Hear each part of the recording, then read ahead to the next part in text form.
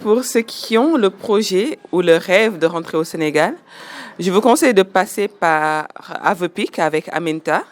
Elle est très bien réseautée au Sénégal. Elle connaît les bonnes écoles, les bonnes adresses, les entreprises qui recrutent. Voilà, elle peut vraiment être une aide utile parce qu'elle a pris vraiment le temps pendant 2 années de connaître. Déjà, elle connaissait le Sénégal, elle a vécu son enfance ici, mais s'est développé un très fort réseau. Et au Sénégal, comme je disais plus tôt, il faut avoir un réseau pour s'intégrer facilement. Elle vous conseillera sur les beaux quartiers, elle vous conseillera sur les bonnes écoles. Elle connaît toutes les écoles du Sénégal. En tout cas, elle va vous apporter plein de choses. Et sur la vie sociale, simplement, elle peut vous donner des pistes pour faciliter le retour. Parce que des fois, après 10 années, 20 années passées à l'étranger, revenir s'installer, c'est très difficile. Avoir quelqu'un pour vous guider, ça peut être en plus. Ça peut être un vrai bénéfice. Merci beaucoup.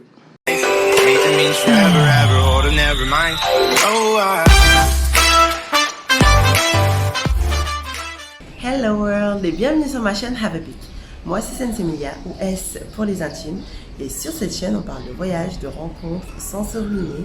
Il y a aussi d'interviews, de parcours inspirants de personnes qui sont rentrées en Afrique dernièrement que j'ai commencé. Si tu veux donc profiter de mes astuces et de mes folles expériences en termes de voyage ou tout simplement ne rater aucune des témoignages qu'on peut avoir des personnes qui sont rentrées en Afrique, n'hésite pas à t'abonner à cette chaîne, n'hésite pas à activer la cloche de notification, n'hésite pas non plus à me suivre sur les réseaux sociaux et surtout de partager cette vidéo au maximum.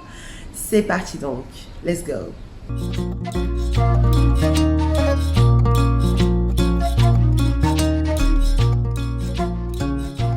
Je m'appelle Penda Baou, j'ai 42 ans, je suis sénégalaise française, donc sénégalaise naturalisée française. Je suis née au Sénégal, plus précisément à Louga, j'ai grandi là-bas jusqu'à mes 13 ans. C'est à mes 13 ans que je suis venue à Dakar, au lycée Seydou Nourou Tall, où j'ai eu mon bac. Après mon bac, j'ai fait 3 ans à l'université Gaston Berger de Saint-Louis. Et c'est en licence que je suis partie en France, précisément à Toulouse, où j'ai eu ma licence d'économie internationale, monnaie finance. Ma maîtrise, je l'ai eu là-bas aussi. Ensuite, j'ai fait un DEA économie appliquée à Toulouse. C'est par la suite que je suis partie à Paris et j'ai fait un master expertise économique et enfin j'ai fait un MBA finance d'entreprise. Donc c'est après mon MBA en finance d'entreprise dans une école de commerce que j'ai intégré d'abord Natexis. J'ai travaillé, je crois, 2 ans chez Natexis en tant qu'analyste financier. Ensuite, j'ai été à la Barclays. À la fin, j'étais à Fortis, qui a été acheté par la BNP Paribas. C'est pendant cette période que j'ai décidé de rentrer au Sénégal. Ça a coïncidé avec la naissance de ma deuxième fille.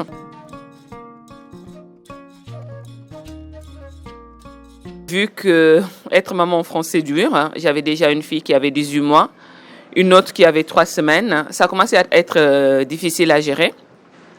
Et l'autre raison était que avec mon mari, on voulait coûte que coûte que nos filles grandissent au Sénégal, que nos filles aient la culture sénégalaise, connaissent un peu leur origine. Donc c'est en 2011 que j'ai décidé de rentrer au Sénégal. À l'époque, mon mari avait son travail, il avait trouvé facilement un travail avec une entreprise américaine. Voilà. Et moi, par contre, je rentrais à l'aventure, je ne savais pas trop ce que j'allais faire. Je me disais que voilà, il y a plein de banques au Sénégal, j'ai une expérience, je vais peut-être trouver un emploi dans le secteur bancaire. Et une fois arrivée, au bout de 3 semaines, quelque chose comme ça, j'ai commencé à faire les démarches pour trouver une crèche pour poser mes filles. Et à l'époque, à Dakar, il n'y avait pas beaucoup de crèches. Et honnêtement, je n'avais pas trouvé de structure qui répondait à mes attentes. Et c'est ainsi que j'ai décidé de faire moi-même ma crèche. Voilà, c'était censé être juste une petite crèche pour mes 2 filles, les enfants de mes amis, les enfants de mes cousins. Donc, c'était vraiment un truc familial. Et petit à petit, les petits-enfants du quartier commençaient à venir. Et de fil en aiguille, les gens commençaient à connaître la petite structure des Canailloux. Et finalement, c'est devenu une école maternelle et ensuite une école élémentaire. Donc ça fait 10 ans que je suis dans l'enseignement. Mais quand même, au bout de 3 ans de crèche, parce que c'est vrai que quand j'étais étudiante, j'ai beaucoup travaillé dans des écoles maternelles en tant qu'éducatrice, animatrice. Je suis repartie en France pour faire un diplôme de professeur des écoles parce que c'est vrai que j'avais la passion, mais la passion ne suffit pas pour faire un métier, il faut connaître les bases. Et je suis repartie en 2018, donc 6-7 ans après. Et j'ai fait mon diplôme de professeur des écoles sur 2 ans et je suis revenue en 2020 au Sénégal. Et en ce moment, je fais des va-et-vient entre Paris et Dakar parce que je suis en ce moment une formation d'éducatrice Montessori. Tout ça pour outiller mes enseignantes, pour outiller mes élèves. Donc voilà, je me forme tout le temps. La formation, c'est une continuité, donc je me forme tout le temps. Je fais des recherches tout le temps, puisque l'éducation, c'était pas mon métier de base, c'est ma passion. Et là, si c'était à refaire, je crois que j'aurais jamais ouvert un livre d'économie, parce que là, j'ai trouvé ma voie. Et je suis épanouie dans mon travail, je suis épanouie avec mes enfants. J'ai beaucoup de temps libre, ce que je n'ai pas en France. En France, je cours tout le temps entre les courses, le ménage, la cuisine. Heureusement, l'avantage au Sénégal, c'est qu'on est beaucoup assisté. Donc, c'est une chance. Et ça me permet de faire beaucoup de choses. Ce que je réalise en ce moment, si j'étais en France, j'aurais pas eu le temps de le faire. Et là, j'ai le temps de réfléchir, de me former, de faire des recherches, d'innover. Et c'est grâce au contexte économique et social.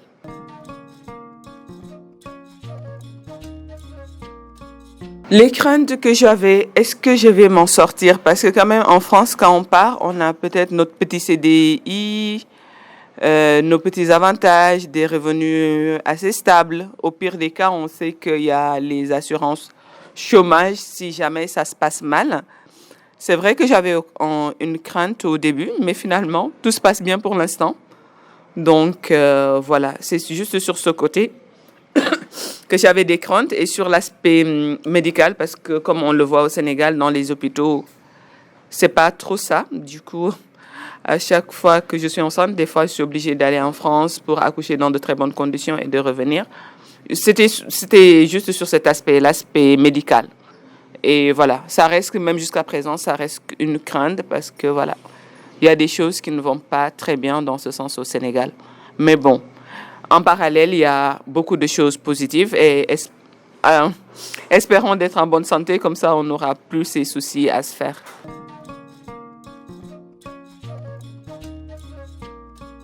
J'ai eu énormément de difficultés. J'en ai toujours parce qu'ici au Sénégal, c'est difficile d'avoir un emprunt bancaire quand on n'a pas un terrain ou une maison à hypothéquer. C'est très, très, très, très difficile de trouver un prêt.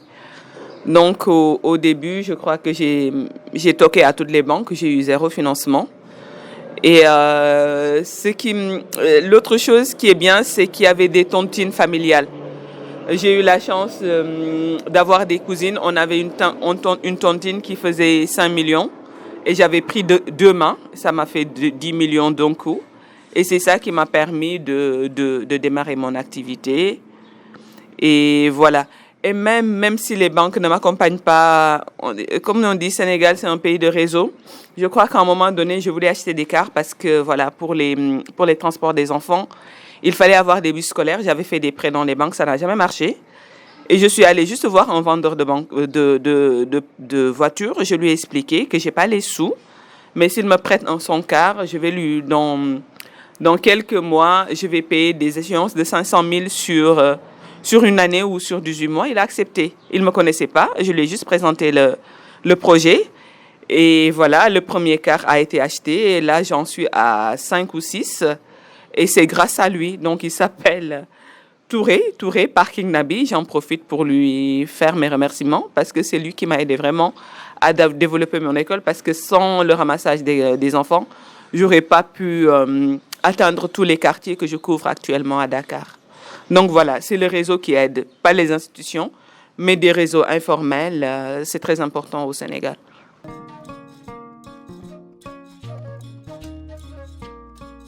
C'est différent. C'est différent. C'est vrai qu'en France, tout est formel. Voilà, les choses, il faut les formaliser. Il y a beaucoup de soutien au niveau des institutions. Alors qu'au Sénégal, c'est plutôt l'humain. Moi, mon expérience, c'est plutôt l'humain, les amis, les connaissances, des fois même les parents d'élèves. Ils me soutiennent beaucoup quand j'ai un petit souci. Il y a toujours un parent d'élève qui travaille dans telle structure qui m'aide. Donc, c'est plus le relationnel. Au Sénégal, pour réussir, je crois qu'il faut être ouvert, il faut aller vers les gens. Et c'est comme ça qu'on s'intègre et c'est comme ça qu'on arrive à faire plein de choses.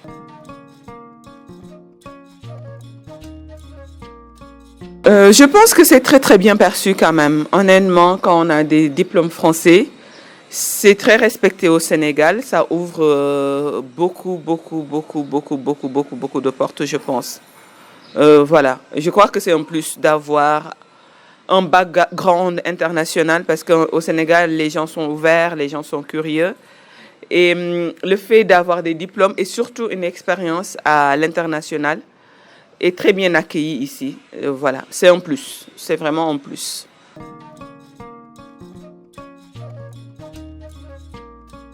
Au début, oui. Au début, j'avais beaucoup de doutes.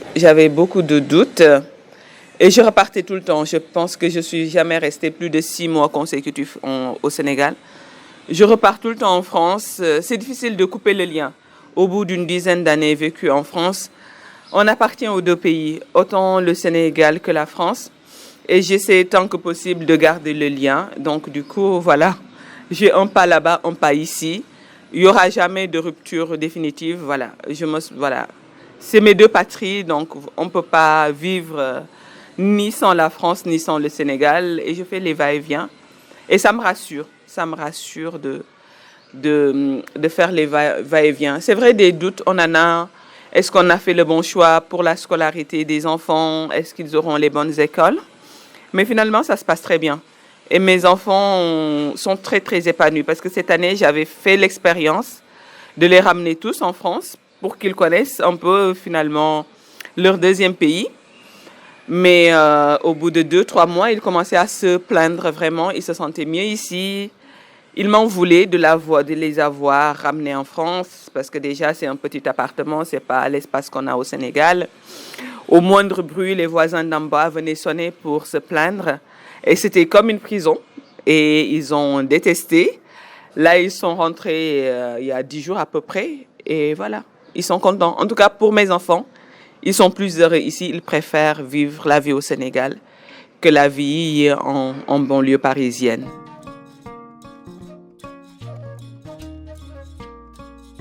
En fait, j'avais une petite habitude. Les jeudis soirs, je me posais au Paradis du Fruit de la Défense. Et il y a toujours quelqu'un qui joue au piano, voilà, une petite musique douce et sympa. Et ça me manque. C'était mon rituel. Tous les jeudis soirs, je prenais mon petit Paradis du Fruit ou mon Joséphine Baker.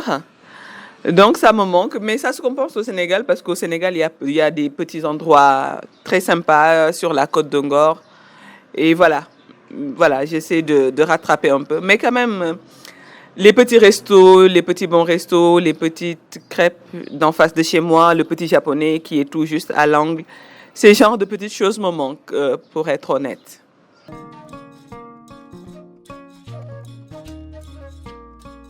De foncer, de ne pas hésiter. C'est vrai qu'il y a beaucoup de personnes qui attendent de trouver un emploi pour rentrer, mais je pense que c'est sur place qu'il faut trouver un emploi.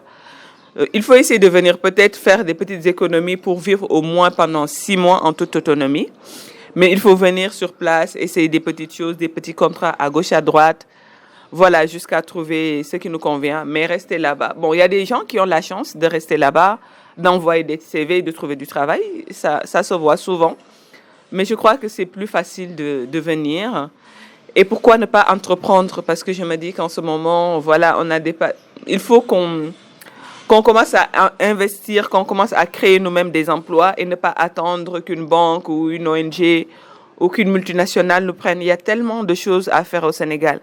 J'ai l'impression que tout est à construire et on compte sur les jeunes Sénégalais qui vivent dans la diaspora de venir amener leur expertise pour développer notre pays. On a besoin de vous.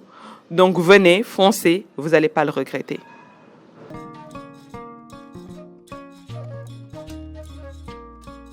Aucun regret. J'ai fait le choix de revenir. J'aurais pu très bien rester là-bas. Voilà, j'avais mes possibilités en France. Et là, aucun regret. je pense que j'ai fait le bon choix pour moi, pour ma famille, pour mes enfants. Libre à eux de retourner en France quand ils seront grands. Mais je pense qu'ils sont ici et je pense peut-être qu'ils vont repartir pour les études. Mais je les vois revenir faire leur vie dans ce très beau pays, dans ce magnifique pays qu'on a, le Sénégal. Merci. Je t'en prie.